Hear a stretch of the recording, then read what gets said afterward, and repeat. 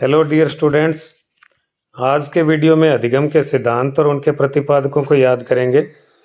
तो जैसा कि आपको पता है कि अधिगम का एक प्रश्न जो है सिद्धांतों में से, और एक प्रश्न इसकी परिभाषाओं में से, एक प्रश्न इसके वक्र, पठार और स्थानांतरण में से ज़रूर पूछा जाता है। चाहे परीक्षा रीट की हो, चाहे रीट मेंस की, चाहे हम सेकंड ग्रेड की बात करें, फर्स्ट ग्रेड की बात करें, या Punjab Haryana TET, C TET, सभी में अधिगम का एक पक्का प्रश्न आता है। तो ना केवल आपको सिर्फ नाम याद करने हैं, बल्कि मैं कोशिश करूंगा कि आपको साथ ही साथ इनके अन्य नाम भी याद करवाऊं। तो आप अपने पास कॉपी पेन लेकर बैठें ताकि आप इस वीडियो को सुनते सुनते इन सिद्धांतों के अन्य नाम भी याद करें। तो शुरू करते हैं। देखिए, जैसे अधिगम का सबसे पहला सिद्धांत मैंने लिखा है उद्दीपक अनुक्रिया सिद्धांत। तो याद रखिए, थॉर्नडाइक के सिद्धांत को उद्दीपक अनुक्रिया सिद्धांत या फिर इंग्लिश में स्टिमुलस रिस्पॉन्स थ्योरी या शॉर्ट में एसआर थ्योरी बोलते हैं। साथ ही साथ नोट कर लीजिए, थॉर्नडाइक के सिद्धांत को प्रयास और त्रुटि का सिद्धांत और प्रयत्न और भूल का सिद्धांत भी कहते हैं। इसी सिद्धांत को संबंधवाद का सिद्धांत, संयोजनवाद का सिद्धांत और इसके अलावा चयन और अनुबंधन का सिद्धांत भी कहते हैं। और थॉर्नडाइक के सिद्धांत को आवृत्ति सिद्धांत भी कहते हैं। इसके अलावा थॉर्नडाइक के सिद्धांत को हर्ष और दुख का सिद्धांत भी कहा जाता है।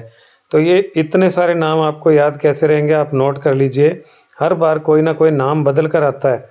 जैसे हम एक नाम याद करते हैं तो कोई दूसरा नाम पूछ लिया जाता है। इसलिए देखिए, थॉर्नडाइक के सिद्धांत के मैंने आपको कितने नाम बताए हैं। अब देखिए स्किनर का सिद्धांत। तो स्किनर के सिद्धांत को अनुक्रिया उद्दीपक सिद्धांत या रेस्पॉन्स स्टिमुलस थ्योरी या शॉर्ट में आरएस थ्योरी बोलते हैं। स्किनर के सिद्धांत का एक प्रसिद्ध नाम है क्रिया प्रसूत अनुबंधन सिद्धांत। इसके अलावा इसे सक्रिय अनुबंधन सिद्धांत भी कहा जाता है। स्किनर के सिद्धांत को रिक्त प्राणी उपागम भी कहा जाता है। इसे नैमित्तिक अनुबंधन या इंग्लिश में ऑपरेंट कंडीशनिंग थ्योरी भी कहा जाता है। फिर बात आती है पावलोव के सिद्धांत की। तो पावलोव के सिद्धांत का प्रसिद्ध नाम है शास्त्रीय अनुबंधन सिद्धांत।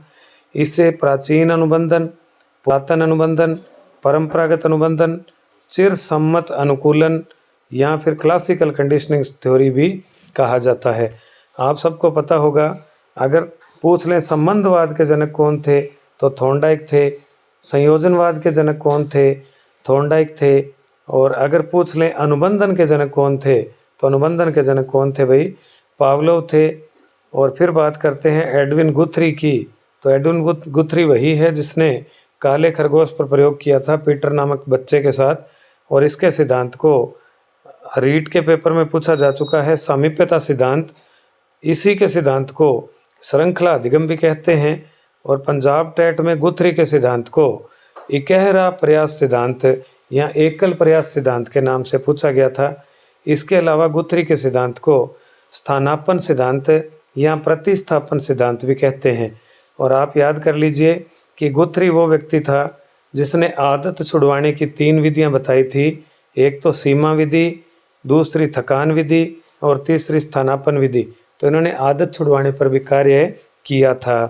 फिर बात करते हैं भाई क्लार्क एल हल, CL हल। तो CL हल के सिद्धांत को सबलीकरण का सिद्धांत कहते हैं। सबलीकरण का मतलब प्रबलन भी लिखा आ सकता है और सबलीकरण का पुनर्बलन भी लिखा आ सकता है। तो पुनर्बलन सिद्धांत किसका? क्लार्क हल का। क्लार्क हल के सिद्धांत को आवश्यकता में कमी का सिद्धांत, इसी के सिद्धांत को चालक न्यूनता या चालक ह्रास सिद्धांत भी कहा जाता है। क्लार्क हल की थ्योरी को एक और नाम से जाना जाता है प्रणालीबद्ध व्यवहार का सिद्धांत या व्यवस्थित व्यवहार का सिद्धांत, जो इस बार PTI के एग्जाम में पूछा गया था कि व्यवस्थित व्यवहार का सिद्धांत किसने दिया? क्लार्क हल ने दिया। और इन्होंने चूहे पर प्रयोग किए थे। फिर बात आती है टोलमैन, एडवर्ड C टोलमैन। और टोलमैन के सिद्धांत का प्रसिद्ध नाम है चिन्ह अधिगम का सिद्धांत। इसे प्रतीक अधिगम भी कहते हैं और इसे इंग्लिश में साइन लर्निंग भी कहा जाता है। रीट के ही पेपर में पूछा गया है कि टोलमैन के सिद्धांत को अव्यक्त अधिगम या टोलमैन के सिद्धांत को गुप्त अधिगम के नाम से अथवा सुप्त अधिगम के नाम से भी जाना जाता है। और टोलमैन ने भी चूहों की भूल भुलैया के प्रयोग किए थे। ये इतने जो ऊपर ऊपर तक हमने पढ़े हैं, ये सारे के सारे कौन हैं? ये सारे के सारे व्यवहारवादी विचारक हैं। इनमें कुछ व्यवहारवादी हैं तो कुछ उत्तर व्यवहारवादी हैं। अब बात करते हैं संज्ञानवादियों की। तो इनमें सबसे बड़ा नाम आता है जीन पियाजे। और जीन पियाजे आप सब ने पढ़ा है, संज्ञानवाद का जनक था। संज्ञानात्मक विकास का इसका सिद्धांत है, बहुत ही प्रसिद्ध सिद्धांत है। और जीन पियाजे लगभग परीक्षाओं में पूछा जाता है, तो याद करके जाना। इन्होंने संज्ञानात्मक विकास की कितनी अवस्थाएं बताई थी? 4 अवस्थाएं बताई थी। संवेदी प्रेरक अवस्था, दूसरी पूर्व संक्रिया, तीसरी मूर्त संक्रिया और चौथी औपचारिक संक्रिया इन्होंने बताई थी। फिर बात करें, पियाजे का ही अनुयायी था जेरोम ब्रूनर। और ब्रूनर का सिद्धांत भी बहुत प्रसिद्ध है, अन्वेषणवाद का सिद्धांत। अगर आपसे पूछ लें अन्वेषण या खोज विधि किसने दी थी, तब तो आ जाएगा कि अन्वेषण या खोज विधि जो है वो आर्मस्ट्रॉन्ग ने दी थी। लेकिन यदि अन्वेषणवाद किसने दिया, तो अन्वेषणवाद का सिद्धांत जो है वो किसने दिया? जे.एम. ब्रूनर या जेरोम ब्रूनर ने दिया। फिर बात करते हैं भी बांडुरा की, एल्बर्ट बांडुरा। और बांडुरा जो है ये सामाजिक संज्ञानवादी विचारक था, याद रखिएगा। बांडुरा सामाजिक संज्ञानवादी था और इसकी थ्योरी को सामाजिक अधिगम कहते हैं। इसके अन्य नाम पूछ लिए जाते हैं, तो सामाजिक अधिगम सिद्धांत बांडुरा के सिद्धांत का अन्य नाम था प्रेक्षणात्मक अधिगम सिद्धांत। एनसीईआरटी की पुस्तक में लिखा आता है प्रेक्षणात्मक अधिगम सिद्धांत किसने दिया? बांडुरा ने। बांडुरा के सिद्धांत को मॉडलिंग सिद्धांत या मॉडलिंग थ्योरी के नाम से भी जाना जाता है। बांडुरा ने अनुकरण पर कार्य किया था, अनुकरण का महत्व बताया था। फिर बात करते हैं, एक प्रसिद्ध थिंकर है भाई लेव व्यागोत्स्की। और मैंने इसका एक अलग से वीडियो भी बनाया है, क्योंकि व्यागोत्स्की लगभग हर परीक्षा में पूछ लिया जाता है आजकल। तो व्यागोत्स्की का अलग से वीडियो भी डाला हुआ है, उसको भी आप देखना। सामाजिक अंतःक्रिया का सिद्धांत किसने दिया? लेव व्यागोत्स्की ने। सामाजिक सांस्कृतिक विकास का सिद्धांत किसने दिया? लेव व्यागोत्स्की ने। ZPD theory, zone of proximal distal theory किसने दी? लेव व्यागोत्स्की ने। सामाजिक निर्मितवाद या सामाजिक रचनावाद का जनक कौन था? लेव व्यागोत्स्की। खेलों का महत्व किसने बताया? लेव व्यागोत्स्की ने। पीयर लर्निंग यानी समवयस्क समूह में सीखना किसने बताया? लेव व्यागोत्स्की ने। तो लेव व्यागोत्स्की ने मचान ढांचा या पहाड़ के बारे में बताया। लेव व्यागोत्स्की ने MKO मोर नॉलेजेबल अदर्स के बारे में बताया। तो बहुत बड़ी थ्योरी है। व्यागोत्स्की लगभग हर रीट परीक्षा में पूछा जाता है, तो इसका अलग से वीडियो है, उसको देखना। फिर देखें भाई डेविड आसुबेल। और आसुबेल का मॉडल है, उसे कहते हैं शाब्दिक अधिगम। शाब्दिक अधिगम का मॉडल किसने दिया? डेविड आसुबेल ने। और आसुबेल ने 4 प्रकार के अधिगम भी बताए थे, जैसे अर्थहीन अधिगम, अर्थपूर्ण अधिगम, इसके अलावा अन्वेषणात्मक और अभ्यासात्मक अधिगम के ऊपर इन्होंने कार्य किया था। फिर बात आती है प्रसिद्ध थिंकर अब्राहम मैस्लो, मानवतावाद का जनक था। अब्राहम मैस्लो किसका जनक था? मानवतावाद का जनक था। और इन्होंने आवश्यकता अनुक्रम या आवश्यकता पदानुक्रम या आवश्यकता सोपानिकी का सिद्धांत दिया और 5 मुख्य आवश्यकताएं और 18 गौण आवश्यकताओं की थ्योरी दी थी, जो लगभग पेपरों में पूछी जाती है। फिर बात करते हैं भी कर्ट लेविन की। तो कर्ट लेविन के सिद्धांत को क्या कहते हैं भाई? क्षेत्र अधिगम। कर्ट लेविन के सिद्धांत को जीवन स्थल का सिद्धांत भी कहते हैं। इसके सिद्धांत को जीवन आकृति सिद्धांत कहते हैं, स्थल आकृति सिद्धांत कहते हैं, स्थल आकृतिक संरचना का सिद्धांत कहते हैं।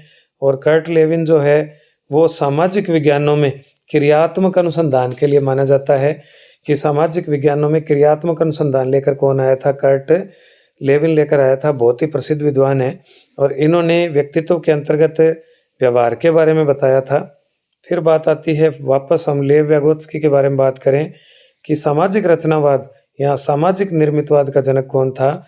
लेव व्यागोत्स्की रूस का विद्वान था और इन्होंने मनुष्य और समाज दोनों में संबंध बताया था, जिसकी तुलना इन्होंने H2O यानी पानी से की थी। फिर बात आती है नोम चोम्स्की। और नोम चोम्स्की आपने वृद्धि विकास में जरूर पढ़ा होगा, भाषाई अधिगम के लिए जाना जाता है। नोम चोम्स्की ने कहा था कि भाषा केवल और केवल मनुष्य में विकसित होती है और भाषा के विकास में सबसे बड़ा जो कारण है वो मनुष्य के मस्तिष्क का जो बायां गोलार्ध है, बायां हेमिस्फीयर है, वो जब विकसित होता है तो उसके कारण भाषा का विकास होता है। और दूसरा, इन्होंने भाषा के विकास में वातावरण को भी उत्तरदायी ठहराया था। और फिर अंतिम विद्वान जिसकी बात करें आर.एम. गैने, तो आर.एम. गैने ने जो है अष्टांग अधिगम थ्योरी दी थी। और गैने का जो मॉडल है अष्टांग अधिगम, इसमें उन्होंने अधिगम सिद्धांतों की प्रभावशीलता बताई थी, जो फर्स्ट ग्रेड के पेपरों में बहुत बार पूछी गई है कि अधिगम सिद्धांतों की प्रभावशीलता किसने बताई, आर.एम. गैने ने बताई। तो आप लोग लगातार ये मेरे वीडियो देखते रहें, लाइक और शेयर करें, साथ में अपने साथियों को और खुद भी सब्सक्राइब करें। और साथ ही साथ आप मुझे इसके अंदर जो नोटिफिकेशंस इत्यादि जो आते हैं, इसके अंतर्गत आप समय समय पे इसका अवलोकन करते रहें। और एक बात और, आप बताएं कि अगला वीडियो किस चीज़ का लेकर आऊं, तो कमेंट सेक्शन में आप लिख कर बताएं कि सर हमें इस वीडियो की ज़रूरत है, तो ताकि मैं वो वीडियो आपके लिए ला सकूं। अगला वीडियो लेकर फिर मिलेंगे। Thank you.